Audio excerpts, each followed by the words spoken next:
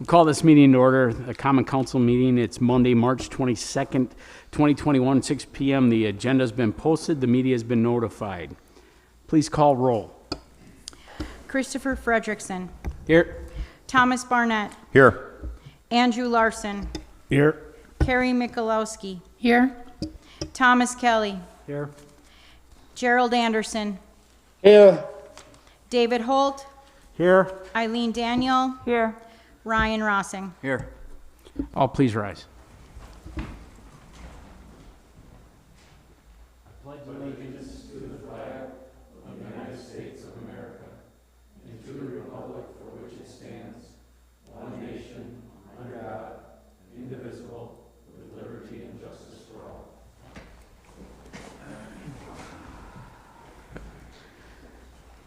Next up is public comments. We'll take the parties that are in the gallery. It's good to see people back in the gallery, and our building is unlocked now. But we'll start out with Will McKay. If you press the button, the mic will turn orange or red, and there you go, it's on. Okay. Mr. Mayor, ladies and gentlemen, I appreciate you taking a moment to hear me out. It's good to see everybody. Great things coming out of this council chamber. Congratulations. Awesome job. That being said, the Rhinelander Police Department recently on Facebook published the notice about pet licensing. It was the right thing to do. However, I did receive calls from several veterans in the community with service animals, very concerned about the fines and how they conflicted with the ADA and those types of issues. So I'm here tonight to request that the city implement and publicize a service dog ordinance, which allows those veterans or other members of the community with service animals to be a little more comfortable in those situations. Also in that, I would like addressed the whole concept of fake service dogs, as there's been a number of them throughout the community, some of which, from my understanding, have actually bitten people in public places. So that's my 2 bits. Thank you very much for hearing me out. Thank you. Al Jazwiak. Go ahead and pronounce it for me. I'm just here tonight to just kind of representing citizens in the community that would like to see the Heel Creek development start to come to fruition. This has been a project that we've been pushing for and involved with since the days of Bill Bell, and most of the faces on council have changed since then, but I was on council then, and Bill Bell was very much in favor of this, and there have been other administrators that were very much in favor of this too, but with all the different changes of leadership within our council, it's definitely gotten lost or put on the back burner for years. And I'm really hoping that this can happen while I'm still above ground, because I'm starting to question it. And I think the city can all agree, everyone in this room, that city council and administration has to change the recipe for success at the golf course. I mean, that the golf course is fine, but it's not standing on its own 2 feet, and hopefully we can expand recreation opportunities for everyone, not just taxpayers that are paying tax subsidizing just golf. We need to make it good for everyone. And there's a lot of different opportunities out there, and I'm just hoping that everyone realizes that they need to be more inclusive on the taxpayers. Thank you. Thank you. Gavin Garreau. Yep. Hello. Actually, could I have my friend and peer come up and speak with me? Sure. Okay. Thank you.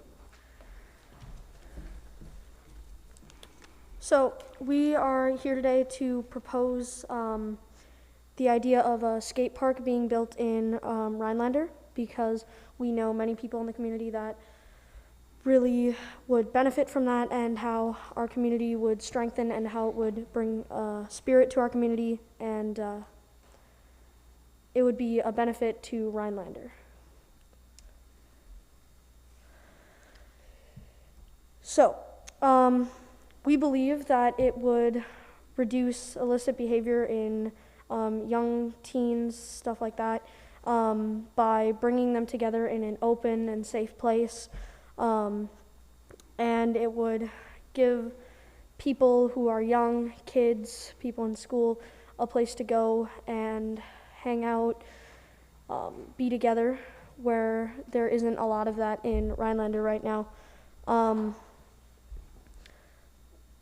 We believe that it would ensure a safe environment to have those interactions with our young citizens, and it's a designated place for us to be, where instead of being all over the town, we could be in one area, safe, and where everybody knows where we are, kind of.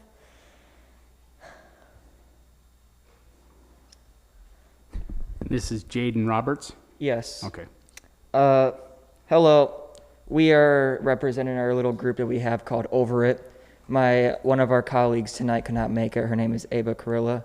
She's a big supporter and has been helping us do this a lot, so I'm going to be reading what she wrote for all of us tonight.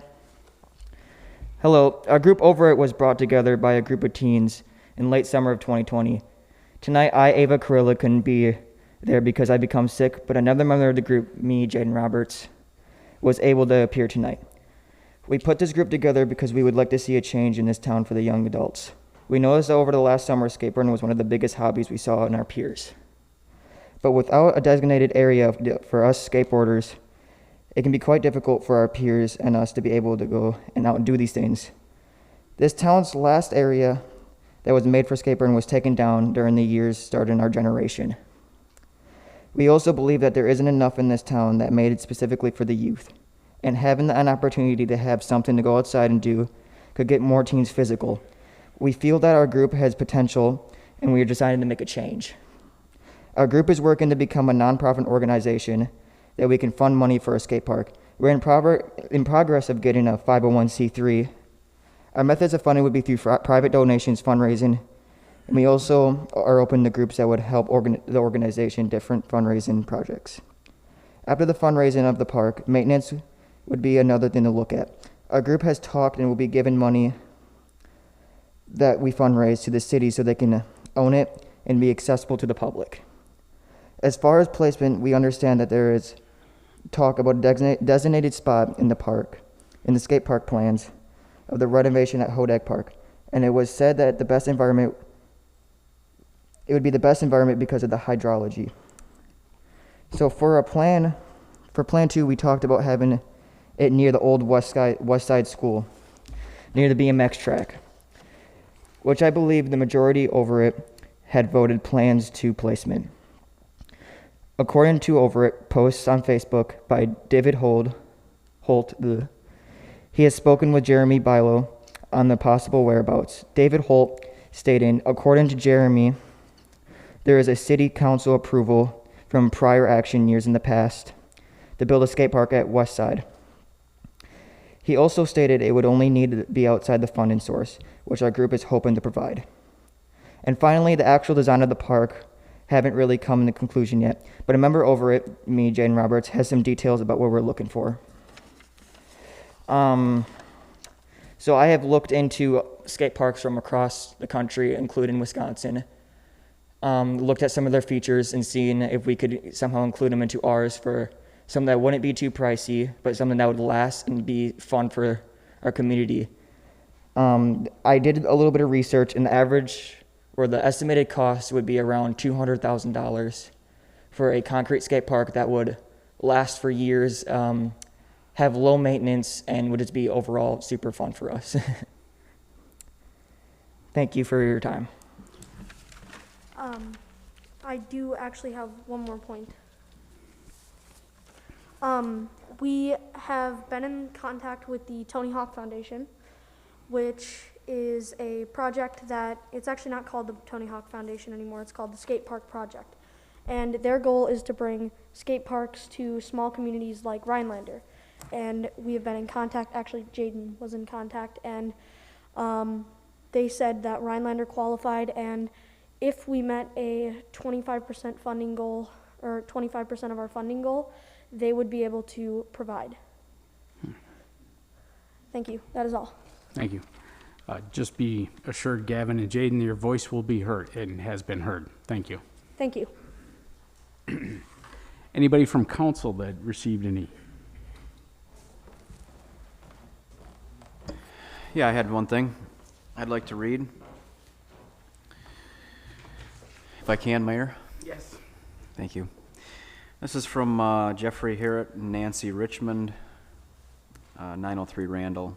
Dear Alderperson Rossing, this comment is with regard to the Parks Department report on page 19 of the March 8 City Council packet.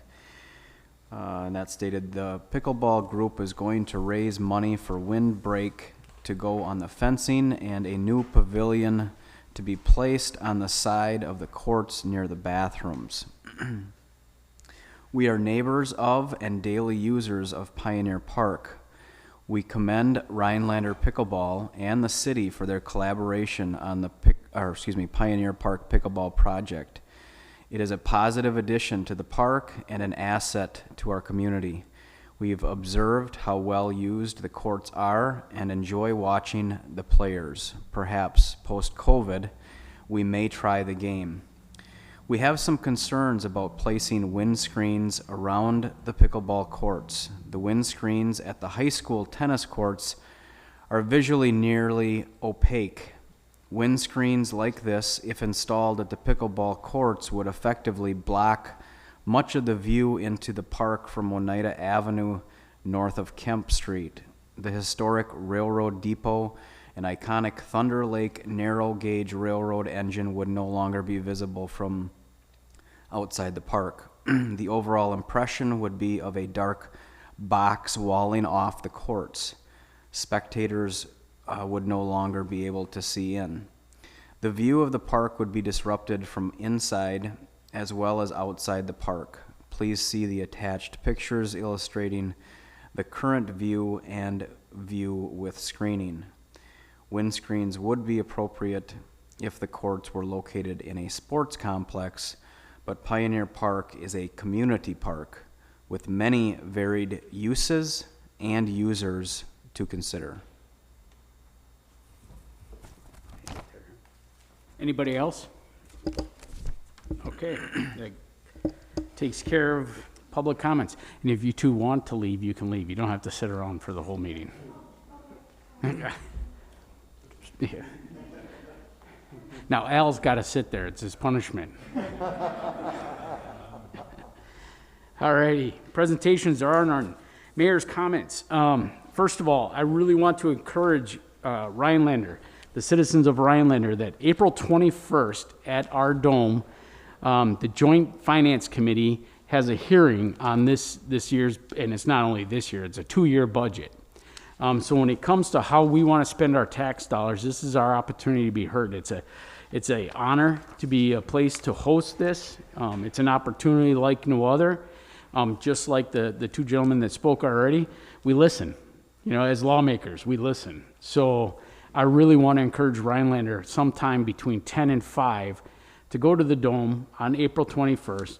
Joint Finance Committee has to sit there and listen to us in the same 2-minute blocks, which actually I appreciate listening. I hope they do too. And we get to have our voice heard. So please consider that really importantly. Put it in your wall. Next, also in council's mailbox was from MSA. It was an update on the housing needs assessment. The project manager for that is a Becky Bintz, and we were awarded the grant for the 2021 planning grant for $22,633 to complete the community-wide housing needs assessment. That's an important part of our city. I know that it's been near and dear to some of our hearts here on council, and I think actually as a community as a whole, is to make sure we serve those housing needs, so that's pretty slick. Also on that, and I believe Zach is going to report on this later, is the American Rescues Plan Act and what that means for our city. But I'm not going to steal his thunder on this one and let him talk about that later. So that's it for mayor's comments. Meeting minutes. Approval of the March 3rd, 2021 special council meeting. It's page 6 in your packet. I'll make a motion to approve the meeting minutes from March 3rd special council meeting as presented. Larson, second. There's a motion and a second. Any further discussion? I have a question. Yep. Under closed session, the mayor's comment there is not necessary to convene into closed session, shouldn't that be? Rather than open? I thought that was the point of the preceding sentence. Well, no, but anyway. I understand your point, and you are correct. It should be that the mayor decided it was not necessary to convene in closed session, because that was what happened. Thank you, Gerald. And probably the next sentence is unnecessary then. The next sentence is not necessary then.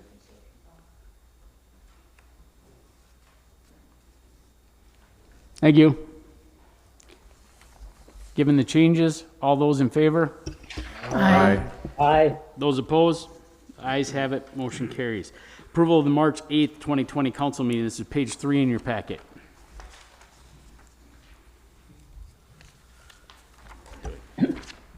Danielle, make a motion to approve the March 8th meeting minutes as presented. Holt, second. There's a motion and a second. Any further discussion? I have two things on this one also. Under closed session, item B should be eliminated. Again, because there was no closed session. And then at the bottom, very bottom of page 4, the word perimeters should be parameters, I believe. P-A-R-A. Yeah. Thank you. Any further discussion? All those in favor? Aye. Aye. Those opposed? Ayes have it, motion carries. Reports from boards, commissions, and committees. Report from the January 18th Police and Fire Commissions on page 7 in your packet.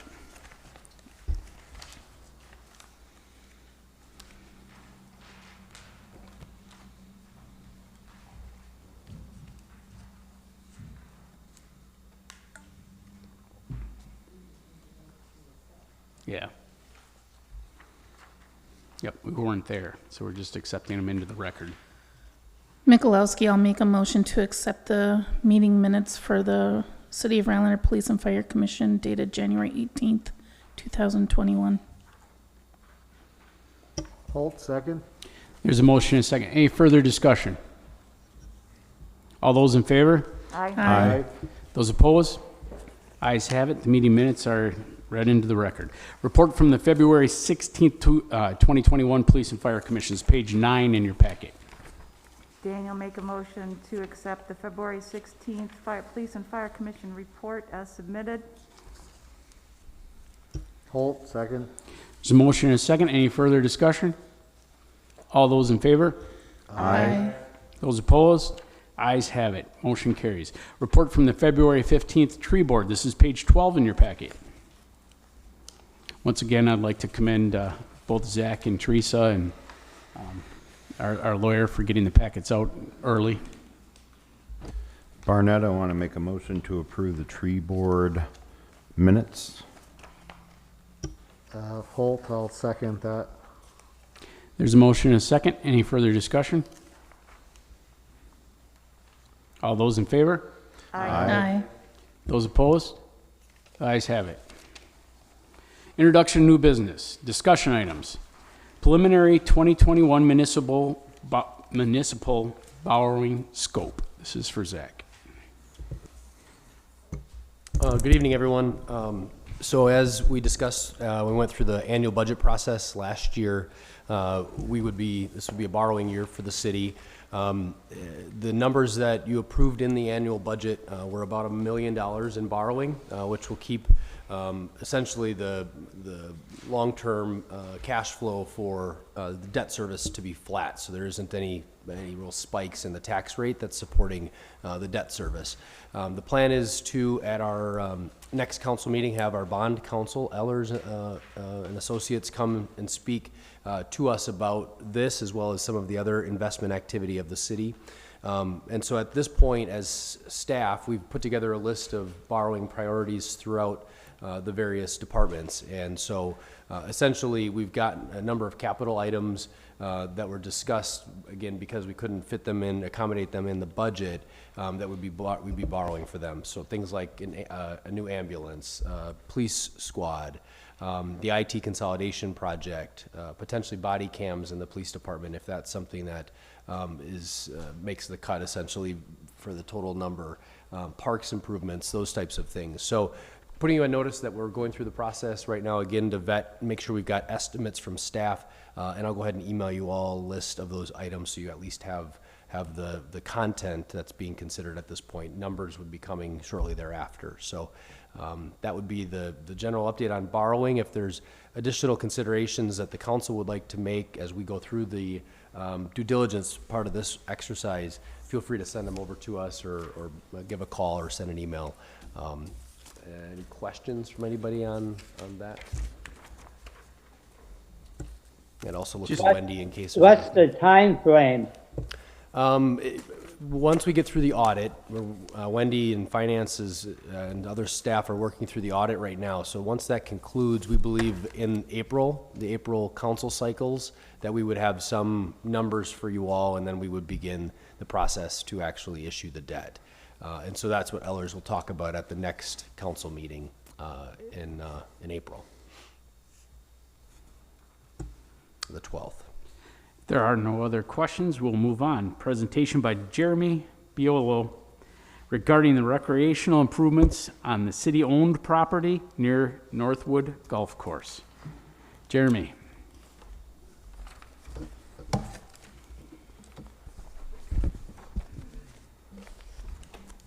All right, I am Jeremy Biolo. I'm the Parks Director. First time doing a slideshow, so this is kind of fun. So I guess my goal today is to just introduce you to, you've probably all heard of Heel Creek, but introduce you to the area, where it's at, and kind of what's already going on out in that property, and maybe some future things to come to that property. So here's kind of a little thing I stole from Minnesota. I just kind of like their goals and things like that they use in their park. And it says, the intent is to permanently preserve, maintain, improve, and enhance the area's natural resources, parkland, and recreational opportunities for current and future generations. And they have a great park system in Minnesota. If you get to travel to any of their parks, even in Minneapolis and St. Paul, all their little pocket parks are really well kept up. It's a really cool area, so not a bad place to take copy from, I guess. All right, next slide. All right, those showed up a little smaller than I wanted. Okay, so that's the Heel Creek property. Obviously, you can kind of see the golf course on the left. It's a property, it's a golf course in green, and that's all city property, everything that's within that green area. That's approximately 293 acres of city property that we're allowed to play on as the public, so a lot of land to play on. On the right-hand side, that's 400 plus acres, that's all in black. And that's the area I because I will be talking about snowshoe trails and ski trails, those are also on the extent to those properties as well. And that might be in the future of what we're going to do here, phase 2, phase 3, phase 4, however many phases we need to make this work. So today I'm going to focus on the map on the left-hand side. We're just surrounding the golf course and the green property line there. Next slide. So the unique thing about this property out there is, as far as trails and things go, we are way ahead of like what most people start out with. So that's why the community and outdoor recreation enthusiasts really get excited about Heel Creek, because there, as you can see, you know, we have the Northwoods Golf Course, which is a beautiful 18-hole golf course out there. They have, you know, a restaurant, which also has bathrooms, changing rooms, warming areas. It's really unique situation that we're able to use. And in the past, I know the Nordic ski team has been able to utilize that building for changing area and warming area as well. So if we can get that building going year round, that'd be a huge win for Rhinelander. And with more activity out there, more people out there, I guarantee that can be done.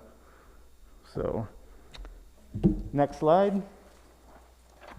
All right, and it's also out there on the left-hand side is where they keep their trail groomers. Northwoods Nordic has really nice grooming system, and they track for skate skiing and classic skiing, and they have lots of miles of trail. You'll see a map shortly. So they have a building already existing for storage for that. The parks, the city parks owns a four-wheeler groomer, and that can be used for fat tire grooming in the wintertime and trail maintenance as well in summertime. So we're ahead in that aspect as well. We also own a mini excavator and a whacker, that's what's dangling off the front of the Mini X. The Mini X is very important to build sustainable trails. You'll see in the next couple slides, it leaves almost no impact in the woods when you're building trails, and it builds trails where water can just run off nicely and you don't have any damage to the soils once it's all said and done. So it's a really nice asset to have. And you were able to purchase this through Fund 441, correct, last year? Yep. That was good vision, 444? 444, okay. Thank yes. Yeah, through someone I knew through Rasta, we just got an excellent deal through CAT. We just couldn't refuse that, so everything just fell right into place. Next slide, please. So already existing out there, we have a great little snowshoe trail system. Just over 3 miles of trail. You can see the 3 different trails out there. There's an orange or red trail, a yellow trail, and a blue trail. And these are really cool. The blue and the red, or blue and the yellow, actually go down towards Heel Creek there, and hence the name Heel Creek. The park property stops short of that, so the parks technically can't go work on all of that trail. We can mow up to a certain point, but then the gun club owns it, which they allow public on it, so I just can't physically go work on it at this time. But we could probably work some deals to have that, but at this time, there's Robin, Stafford, and Oneida County trails and hiking and biking volunteers. They all go clean those trails up really nice. So if you ever get a chance to go hike it or snowshoe it, they're really cool in the wintertime. They have their signs up, and they actually have a little kiosk area with a nice map too in the wintertime, so you won't get lost out there. Next slide, please. All right, they also have a lot of Nordic skiing trails out there. As I said, Northwoods Nordic uses this. This is one of their 3 practice areas for junior high and high school ski team. You can also see on the kiosk out there, there's the trail map. They also have a ski night. So on Wednesdays, the people would show up and ski and have some hot cocoa and stuff. And there's actually a ski juring also. And that started last year. And that's when you take a dog in front of you on a leash and gets to get pulled down the trail. And it actually gets a lot of use. It's really fun to watch. And if you've never seen it, I'd show up one of those nights and go check it out. It's really cool. So, and that's growing too. Everything's growing outdoor rec, especially this year. So we've seen just great results from some of these trails. All right, moving on, next slide. So this is what we'd like to work on this summer. This is the golf course, and the property line is in green, and the black line is a proposed trail I've been hiking and ribboning off, and it's approximately, well, it depends how we wind it, but it'll be from 3 to 5 miles of trail that shouldn't interfere with golf. There's one 40-foot area we might have to go on one of the golf paths around one of the little lakes there, but it shouldn't interfere too much. And I've talked to Joe Anderson about it, and we'll work something out. So this trail is going to be pretty exciting. It'll be a green trail, and like skiing and most outdoor activities, there's basically 3 different levels. There's green, blue, and black diamond. Then there's double black diamond and all these specific things, but green is easiest, blue is moderate, and black is harder. And so Rhinelander, we do have quite a few trails around us and in the area, but we don't really have, we're starting to get some, but we don't have a designated green trail that's would be of this size. So it's going to be really unique to the area. It's going to be a place where people can come with all their kids and park and bike or hike or do whatever they want on this trail, and it'll be a really unique thing to have on this property. So that's our goal for this summer, is to get that built, and we'll talk more about that later. But as I was talking about with the Mini X, you can see the Mini X stuck in the woods there on the left-hand side. That's actually Al working in it, so you made an appearance, Al. So it's really cool. You saw the size of that machine, and just one person fits right in that cab. So it's very easy to get around trees. You don't damage too many other roots. You just take off the top layer, the duff part, and then you dig a borrow pit, get some good dirt on top, pack it all in, and that's what the packer was for. And then like the trail in the middle and the trail on the right-hand side are kind of the results of a good sustainable trail. You don't see any puddles on that, so you're not washing anything away. And it really makes for awesome biking and safe biking. People aren't going over their handlebars on roots and things like that. And especially for a green trail, that machine will be just phenomenal for that. Next slide. The other thing we'd like to start working on near the parking lot is a trailhead. And what a lot of these parks are doing is by their parking lots, they're putting in little pump tracks. That's top right. And the bottom right, that's pretty extreme, but that's kind of like what I like to do and my son. So I just wanted to throw a picture of him in there. But it's kind of a skills area, not quite the definition of a skills area, but what a skills area is you'd have little teeter-totters 4 inches off the ground, or balance boards and things like that, where kids and adults can come and just practice their balance and abilities in a relatively safe situation. And you would actually have some features like those jumps, just not as tall. Normally you go 6 inches off the ground, a foot off the ground, and 3 feet off the ground, something like that, to make it a little safer. And then of course a little picnic area with possibilities of a fire pit, things like that. So, and kiosks with trail maps and news about birding and all that kind of thing. So what we're really interested in doing, I've got a lot of things on biking in this presentation because that's where my interest is, but I also love snowshoeing, skiing, and hiking and stuff too. So, these trails are going to be for everybody. So the birding community out there, it's unbelievable wildlife once you get closer to that creek. So there's really something for everybody on that property. Next slide. That's kind of what this slide is showing. There's a little birding group down on the lower left. Skiers, sledders, there's a phenomenal sledding hill there. It's a lot of work when you get to my age walking up that hill, but the kids love going up and down it a million times, so that's a great babysitter because then they're worn out. Is that a true picture of Heel Creek? Yes, it is. Yep. I'm going to share a quick story. One of the heartwarming parts of the story is, one, they want that recreational to stay for the people. as an outdoor recreational area, but you liken it to beavers. Beavers work all the time, but there was a beaver that would build this up and it would flood, and Judy Swank would go out almost every day and tear apart what the beaver put together the day before, but she just had that heart of tenacity, which was kind of fun to share. Anyway. Yeah, it's right now the beavers have done their job because it's a lake right now. So, yeah. So I just kind of wanted to familiarize guys.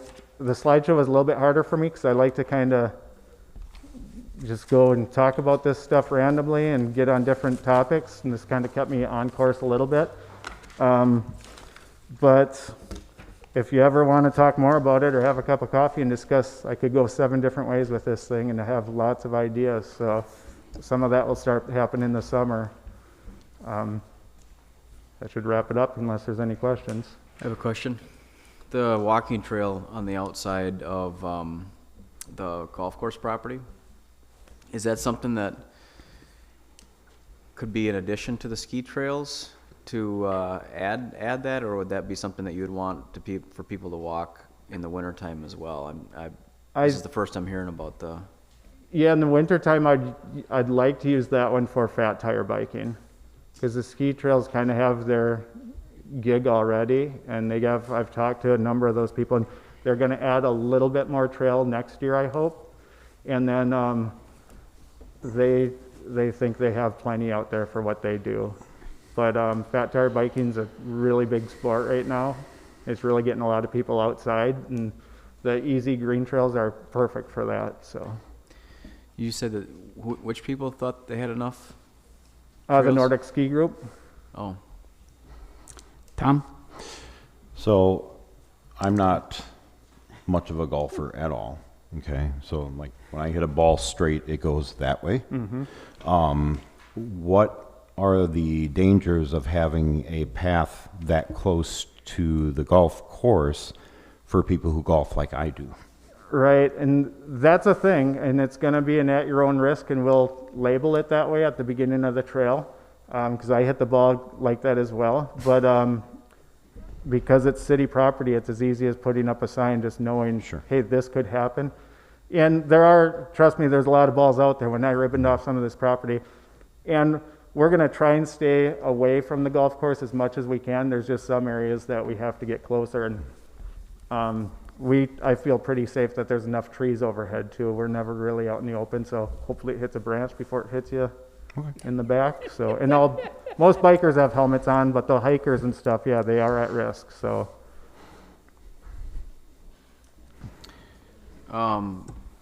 Jeremy, the Washburn ski trails. Al, I just wanted to assure Al, I'm a big avid cross-country skier, and since I've been on council, this has been on my mind. So don't feel like the council has changed and there's people that are not interested in Heel Creek, because I'm very passionate about it, and I just wanted you to know that. But Washburn, I usually get an annual membership out there because I like to ski out there. And I know that from skiing at the golf course as well there's donation boxes, but is there anything that would be more, I don't want to have people have a huge price to pay to go out there and ski, but is there something that the city could do to try and generate some more money for the park? I believe there is. I mean, other cities are doing that exact same thing. I would think as we're building and going through phases, maybe we'd keep the fee, no fee or very minimal.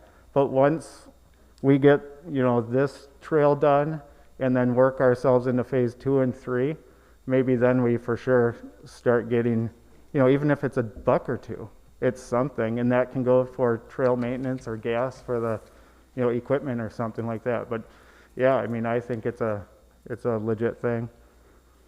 The county fee is $25. And that goes directly to the county. Yep. That doesn't go to us, who is managing that. Right. And another good source of revenue is, as we establish more and more trails for various things, holding races out there. And that's, all the races I go through, I'm a coach on the NICA team, and my kids are on the NICA team in Rhinelander, and that's a high school bike team and junior high mountain bike team. Every time we go to a race, we pay the fees, we pay a trail fee, and we pay a parking fee. And we have all that out at Heel Creek. We have enough parking, and I mean, so there's ways to make revenue and not crush the community as well, or give community discount too. Right. Yeah, he's talking, for the public, they can't hear him, he's talking about Whipsaw being open year-round, which would be a good idea. But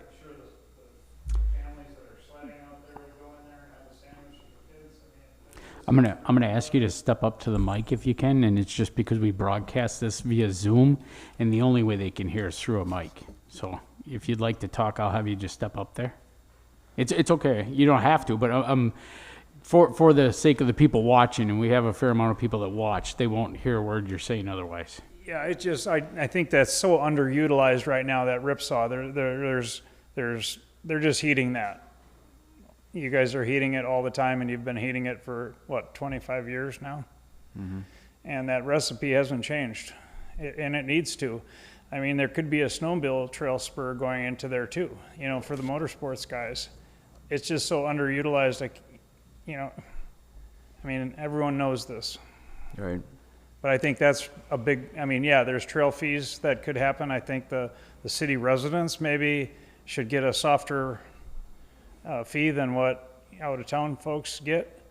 But it's, I mean, there's revenue sources all over that you guys aren't capitalizing on.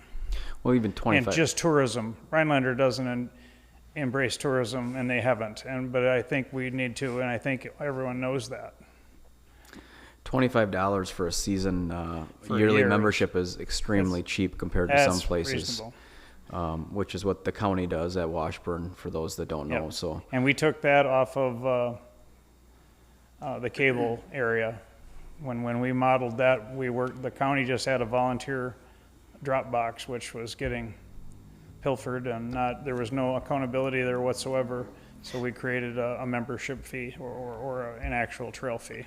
right. The one thing that I think would be better on that is a vehicle sticker, because it's really Yeah. it's really hard to monitor Yep. an individual person's membership. But if you come into a parking lot and the vehicle doesn't have Yeah. the sticker on there, obviously Yep, I agree. That's not how that went down, but that's how it would have went down if it was my decision.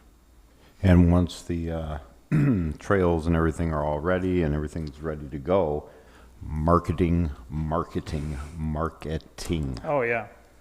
I mean, there's prime examples of success stories of multiple recreational areas that are around. There's a lot of golf course failing right now, and we're not the only one. We should have a There's- big sign as you come into town Yeah. saying, you know, this is what we have. Seriously. I had the state trail coordinator here. They stopped in to visit and talk. That was the first thing she said. You guys are located right on the main artery coming in. Nobody knows.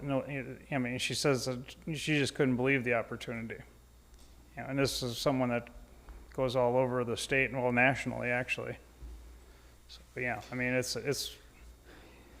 there. You Yep. guys just have to Yep. to see it. Yeah, very good opportunity to Yep. make that much more than what it is. Thank you. Thank you. Jeremy, anything else? No, I think that sums it up. We'll talk more about this in the near future. I do have one more question. Jerry, what is the immediate summer plans that we can start moving forward on, that you have plans for? Well, working on the trailhead for sure, and then getting that trail around the golf course completed.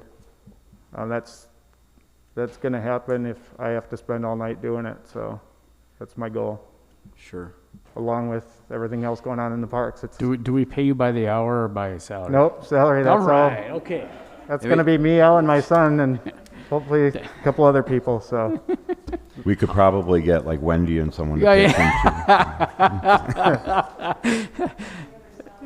Yes, exactly. All right.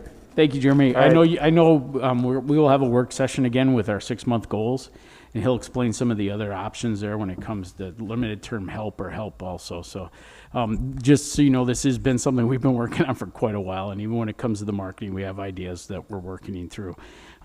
But yeah, it's been recognized as an asset, and definitely something that we need to uphold for our taxpayers and make it an asset for them also. So, all right, moving on. Where are we at? Yeah, American Rescue Plan Act. Zach. So you all probably saw the news, or maybe your own bank accounts if you qualify for the direct stimulus payments, but the American Rescue Plan did include direct aid payments to units of local government, counties, school districts, cities, etc. Rhinelander's allocation is just under 760,000, I believe, is the estimated payment that we'll be eligible for. We're still waiting for the guidance as to exactly how it's going to be administered, but it's our understanding that, at least at this point, that the utilization of those funds can be one of a few buckets, one of which is infrastructure and broadly infrastructure being defined, and then it also can offset revenue loss, which in our case, we're very fortunate to not have really any revenue loss to speak of. The Pratt performed very well. The county sales tax did really well. So we're not in a situation where we're needing to necessarily reimburse ourselves for some expenses. So I believe it's really a golden opportunity, obviously a $760,000 opportunity to make some impact, right? Through the form of the stimulus to maybe try a new program or think about doing something, the mayor and I were talking earlier, you could be as creative as maybe some murals. I mean, there's just, obviously not for all of it, but for a small portion of the fund, so I think be thinking about what you would like to see us concentrate our energies. As soon as we get the enabling legislation as to what the rules are, we'll have a much better idea of where we can spend that money. We've got obviously the mayor referred earlier to the grant that we were successful in getting from the state for the housing study. It's about a $23,000 grant. So there'll be recommendations, of course, in that to implement property maintenance. Driving through town, we can see if, neighborhoods with some needs. Maybe there's something to be had in there.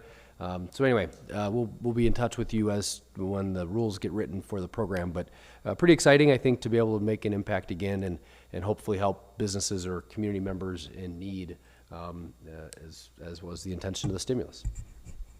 Is John Dickard going to be a part of that? Yeah, so we've the mayor had a coalition of River City mayors of the Wausau and Stevens Point communities up here a couple weeks ago, and we had a Department of Revenue rep participate in some discussion with us. They're also thinking creatively about how cities can maybe act as pilots. So Rhinelander, Wausau, Green Bay, and Stevens Point are all participating in a pilot program to be focused on recovery, right? And how we're going to get people back to work if they had been impacted or laid off due to COVID, the pandemic, or, so I guess there's a number of ways that this could take. And so I think some of our, we want to use your ideas too. So if you see anything that's really energetic out there in another community, maybe that you've done in your own research, happy to consider those things as well. Eileen. Quickly, is there a possibility that any of this money could be used to help us fix our PFAS problem, maybe filtration systems or something along those lines, which, from what I understand, are quite expensive and aren't really in the budget? Could we use it for that? Absolutely. Oh, and we're also tracking, I know it's later on our agenda, the next item, but we are also tracking some other funding sources. While earmarks have always kind of gotten a negative connotation, they're making a comeback in Congress right now. And so a couple of weeks ago, we participated in the National League of Cities Lobby Day in DC, but via Zoom. So that was interesting, where we actually connected with members of Congress around the state who were very interested in hearing about the PFAS challenges and potentially to do what they were calling a member-directed earmark for the purposes of an out-of-the-box kind of shovel-ready PFAS project. So something, again, we're exploring. It'd be great if we could use another funding source so we could tap this other stimulus for another purpose. But good question. Yeah, but definitely clean water is a form of infrastructure, so it fits squarely in there for sure. All right, moving on. Request for qualifications, treatment of wells 7 and 8. I'll let Zach start this. So as we, obviously it was a great intro, Eileen, on that point about PFAS, but In early February, we published a request for qualifications. I know some of you actually had gotten contacted from various firms over the last, year or so or two that the city, since it's been known that there's been PFAS levels in the wells 7 and 8. And so we basically wanted to create a funnel, for a lack of a better word, to try to get these firms to submit to us their qualifications, their technologies, their experiences. And I'm pleased to say we issued it for about a month. I think the request was out there, and we received 14 solicitations from firms around the Midwest, and actually 1 or 2 with international presence. So I'll be sharing that with you electronically. I don't want to print all of them 8 times 14, and they're 7 pages long. So we'll just send you the electronic link. But I think pretty excited to see a real robust showing of people that believe that they can help us. And so as the mayor often talks about using the perfect petri dish, here, I think we've also kind of dubbed it the Rhinelander experiment, in that, we're taking a different approach, a little more non-conventional approach. DNR generally would pursue a responsible party status, but we're taking a look at this saying, we need to get clean water back, we need to get those wells back online. So how do we just fix it? I think is kind of the phrase we throw around quite a bit. And one of the firms reached out. They gave us a presentation, and they did work in the 3M area in Minnesota, south of Woodbury. And within 3 months, they had a design, and then within 6 months, they had a treatment system online. So it was really encouraging. And from a cost standpoint, it was fairly cost effective. So I think, again, if we're looking to try to tap stimulus or try to tap some of the other federal resources, which it seems to be, that's where we're going to get the most traction, since Wisconsin hasn't put out any PFAS levels yet through the rulemaking process. So I'll let you speak. And once again, the governor's budget that came out had a $10 million grant set aside for municipalities to clean up this thing. And since we are farther ahead in that issue than all of them, or most all of them, that would put us in a pretty good position to say, let us filter these wells, let us monitor it, to give a cheaper example to other cities that'll come up with this problem. So yeah, once again, April 21st from 10 a.m. to 5 p.m. at the Dome. Joint Finance sits in front of us, and they look at the budget. There's some key components in there that are important to Rhinelander. So those financial opportunities are there also. Those are our tax dollars. You realize when we ask for them back, it doesn't matter. They're our tax dollars. So being able to fix our problems is something we need to, and we'll advocate for local control on those issues. So you might be wondering kind of what's next. So we're going to put together a small review team of 4 people that have different kind of backgrounds, and the purpose isn't to necessarily score them, but to kind of maybe rank order or really separate what the fit might be for us to really understand that. So that's the next step. And then the actual formal step would be to issue a request for proposals, something that they could then send us a copy of what they propose their solution to be. If we ask them to do a pilot, how they fund the pilot, those types of things.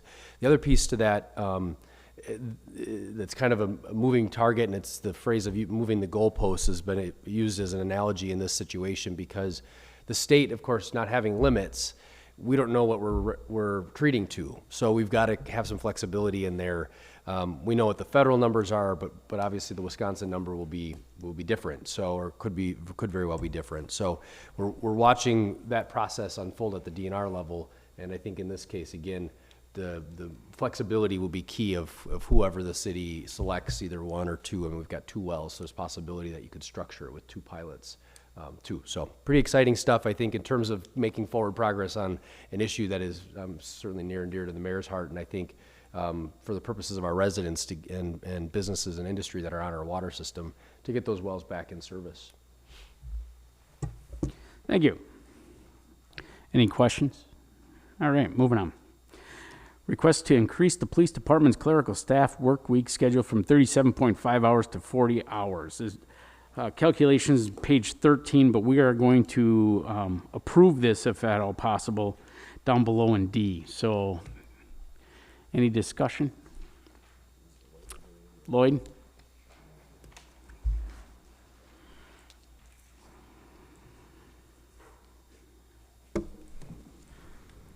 Just to give you some backstory as to where this came about, in the fall of 2018, I had 3 support staff. one of my support staff resigned to go back to her hometown to take a job similar to what she was doing at the police department in her hometown police department. So at that point, we were told by the previous city administrator we were at a hiring freeze. So my 2 support staff really worked hard to do the work of 3 people with the hope that we would someday fill that 3rd position. That never happened, and I still have 2 support staff, and since that time we actually did some more reorg, and my long season employee was removed and created as IT coordinator, so we had to hire another person and train this person as a police secretary, and there was a promotion internally to administrative assistant. So we're still doing the work of 3 people with 2 people, and the request was made back in 2019 early to the city administrator at that point with the request of moving my 2 support staff employees to 40 hours. So I would get that, at least get additional 5 hours of work more each week.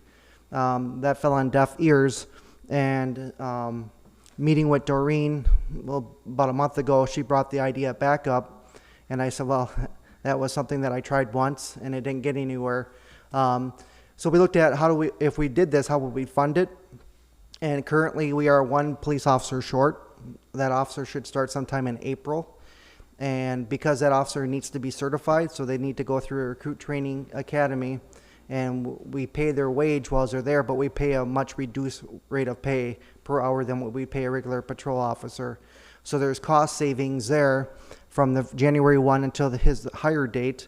And then from the hire date until that time that person graduates from the academy, which would be 720 hours later, which is about 5 months. So you're going to have 3/4 of the year where we have the extra income I would apply towards the move from 37.5 to the 40-hour work week. With this being said, that the initial memo that you got from Doreen indicated the start time of 7. My administrative assistant covers the police and fire commission hearings. Those typically start at 7 a.m. There's time for prep and things that needs to be done before the meeting. So that's why you got the amended time as possibly starting at as early as 6 a.m. to cover that.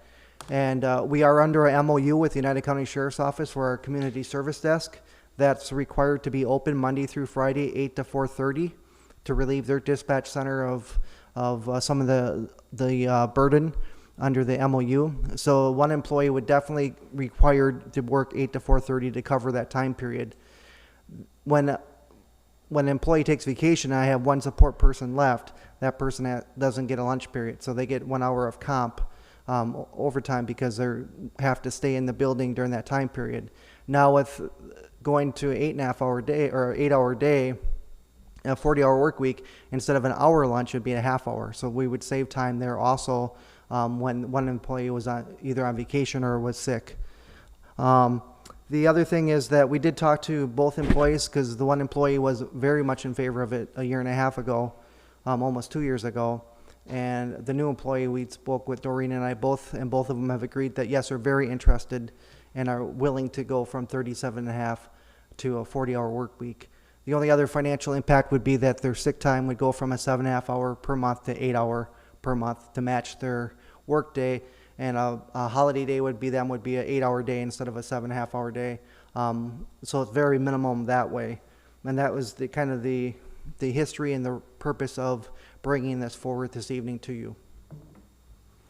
Thank you. I'd also like to thank you for your patience when it comes to staffing issues. One of the things that the council recognizes is we work under an org chart, so there's job descriptions there, and as different things slip out of the way or whatever, it's to be updated. The org chart is currently being put together quickly by Zach, because it's a duty of the administrator. So that's where it's been left that way. It's the administrator's job to make sure that's filled. That being said, moving on to actionable items. Approval of denial of West Bend claim, number AM 61505, page 14 in your packet.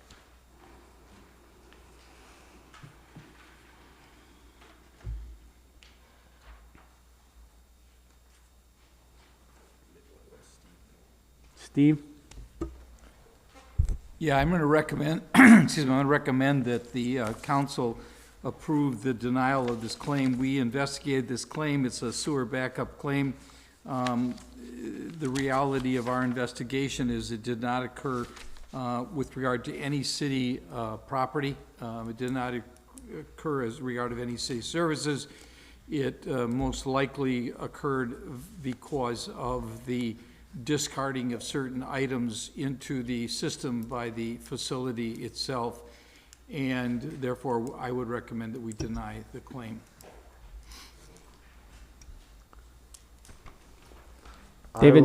I will make a motion to approve the denial of West Bend claim number AM 61505. Larson, second. There is a motion and a second. Any further discussion? All those in favor? Aye. Aye. Those opposed? The ayes have it. Motion carries. Approval of the Sable change order number 1 in the amount of $5,309.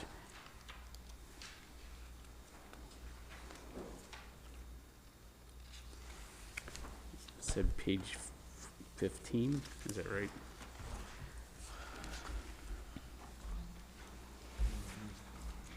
Mark?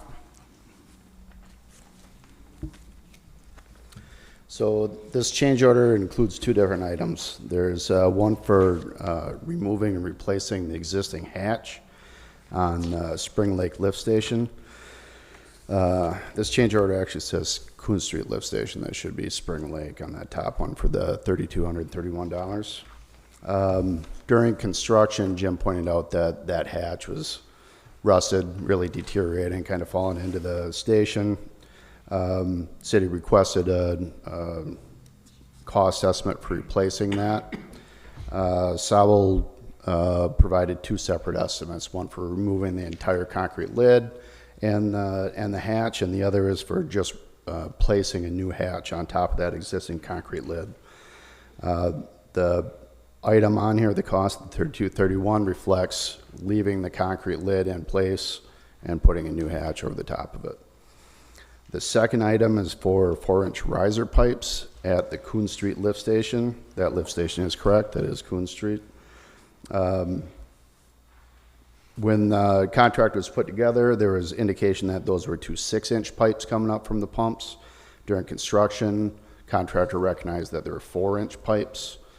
So this price reflects the materials, the stainless steel 4-inch pipe, as well as the fabricating of the bends on the site.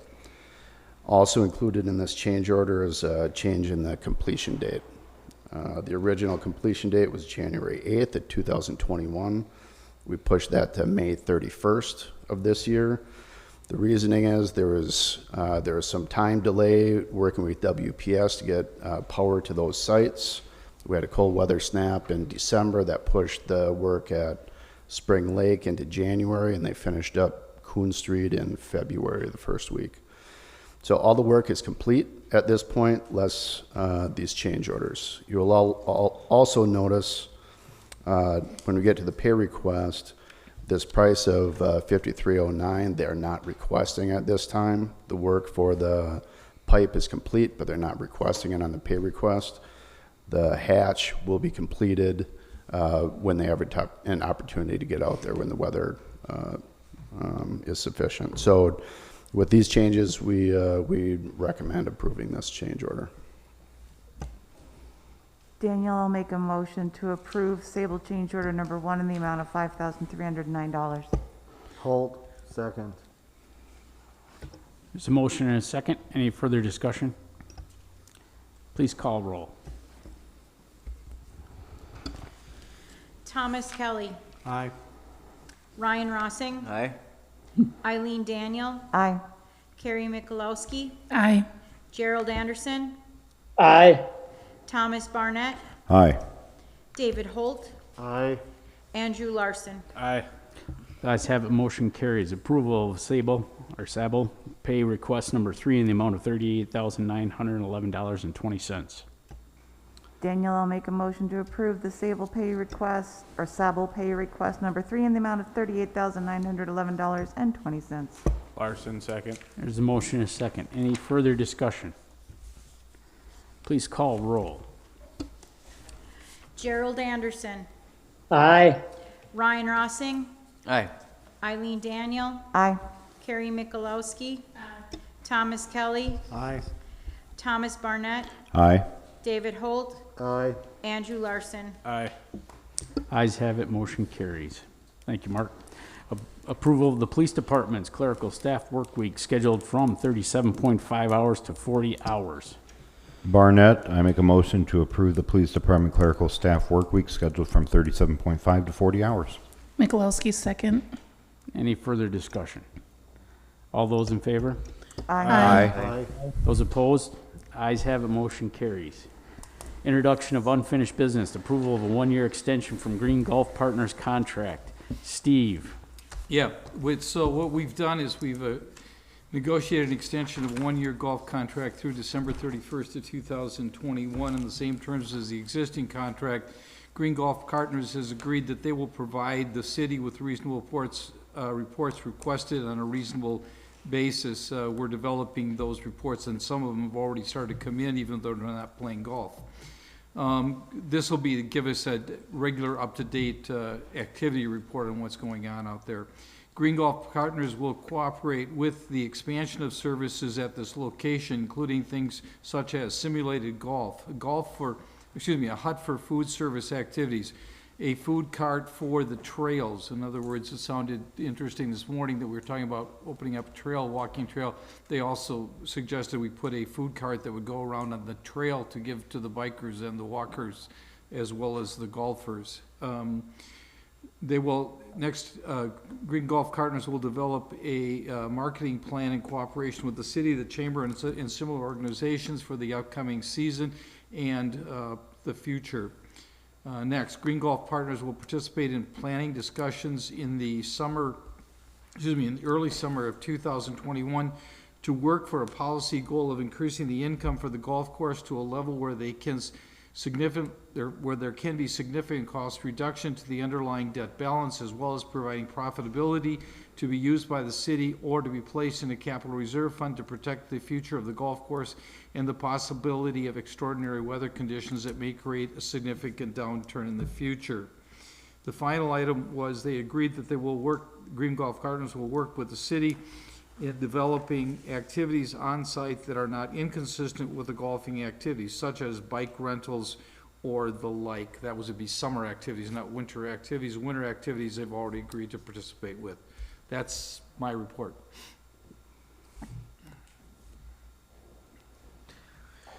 Rossing, I'd make a motion to approve the one-year extension for Green Golf Partners contract. Daniel, second, reluctantly. further discussion? All those in favor? Aye. Those Oh. opposed? Tom had a discussion. What's that? I had Oh, my hand up. I'm sorry. That's I'm all right. sorry, I'm sorry. That's okay.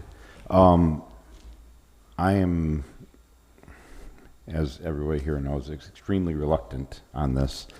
The only way I'm going to vote yes on this is because of my faith in the three of you to make sure this gets done. Are we going to get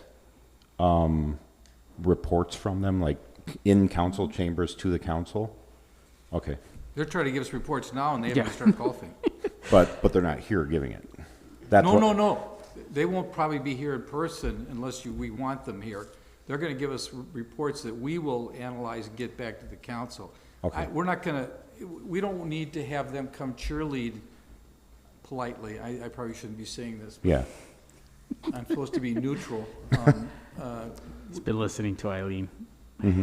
I'm going to go back to my original statement. They're going to give us written reports, and we'll analyze those written reports and report to the council. If you'd request them to be here, I'm sure we can get them here. Okay. All right. That's all I need to know. Thanks.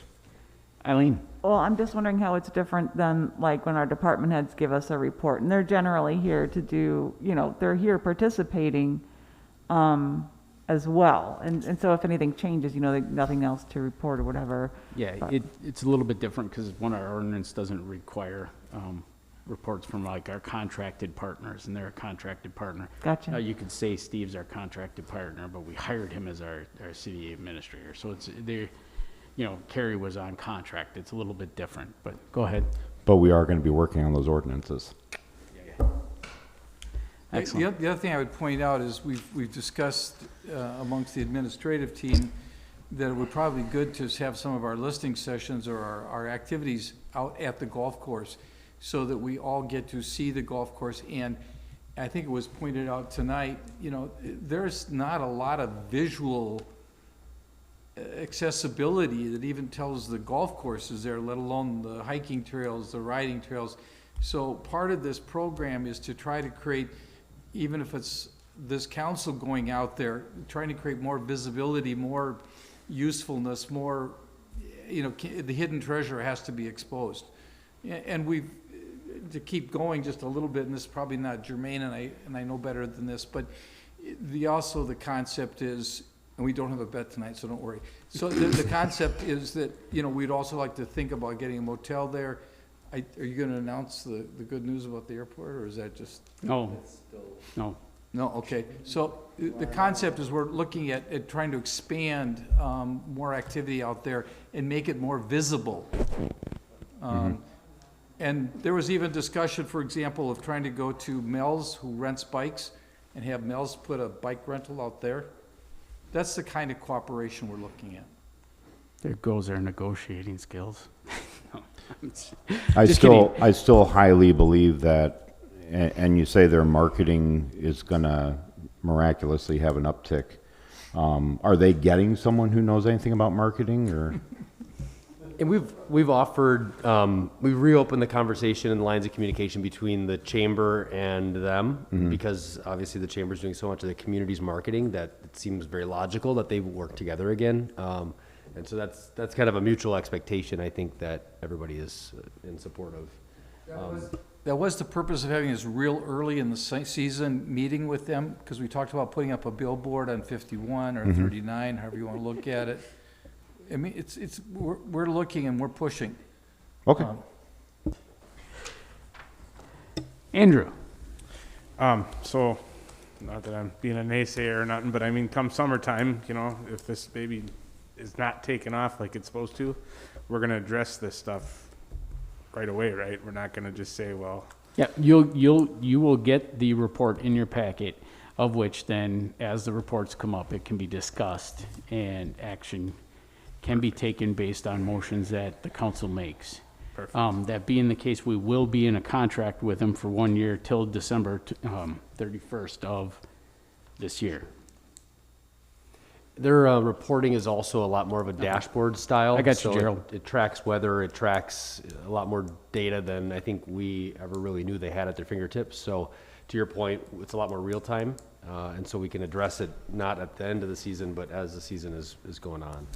We've also asked for copies of their marketing plan. I mean, a lot of the things that Steve was, there was a lot of agreement in more communication, better reporting, more robust reporting, et cetera. Gerald. I don't think we want to wait until the end of the year to make a decision. It seems like we ought to be seriously revisiting this by August at least. We will have work sessions. Once again, now that I have a city administrator that is fully functioning, taking care of just a tremendous amount of workload, I can relax and I can focus on updating the council and working with them on the direction of the city, so we can have a cohesive direction of the city moving forward. That is my goal. Yes. All right. Now, any further discussion? All those in favor? Aye. Those opposed? The ayes have it. The motion carries. There are future agenda items listed. Any other ones that you would like, go ahead and get a hold of the mayor, Teresa, and Zach. I would probably do it earlier and earlier than ever before, because we're getting the packets out earlier and earlier than ever before. Basically by Wednesday. I would not take it past Wednesday if you want it on there. We can amend an agenda if it's need be, but that's our goal now. Anything else? Adjourn.